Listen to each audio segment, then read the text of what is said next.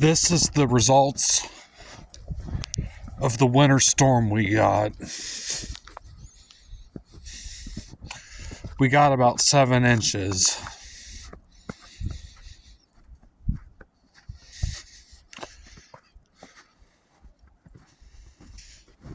We're under a level 2 snow emergency, which means only emergency. You only need to go out in case it's an emergency.